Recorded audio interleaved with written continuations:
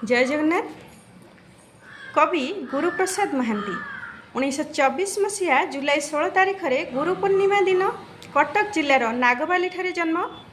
से ओडिया साहित्यर सर्वोच्च पुरस्कार प्रथम ज्ञानपीठ पुरस्कार प्राप्त औपन्यासिक गोपीनाथ महांती पुतुरा थिले।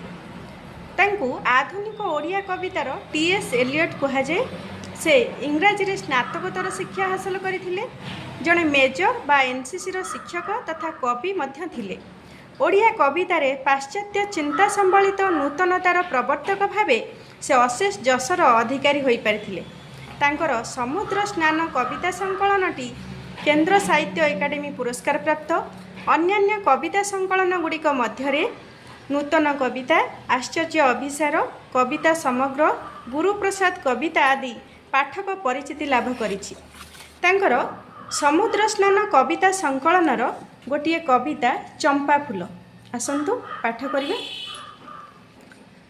चंपा फूल महकरे बाट भूली समुद्रर ढेउ, आसीथिला कूल डेउ सुखीथिला भरा नई छाती, पथर तरली थिला मशाणीर भूत प्रेत छाड़ी, रजवती कन्या लगी जोगी थिला मदनरे माती।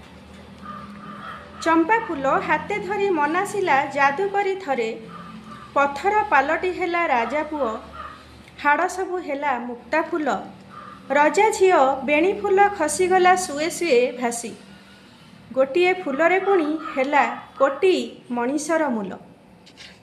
चंपा फूल महकरे एड़े से जे दारुण कुहुक, रक्ते जाए निया लगी छाती आउ निश्वासरे निया, छाती आउ निश्वासरे निया से जे देहे देहे बिजुली चमक, बिजुली चमक से जे बण निया, बिजुली चमक से जे बण निया सबु जाए छिन्न भिन्न होई, पृथ्वी छाती रे लोटी पड़ी जाए जली जाए सब।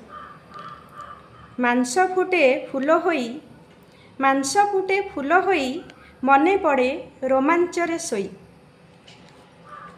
धन्यवाद। भल लगी लाइक करिवे, कमेंट बॉक्स रे निजर मतामत जणैबे।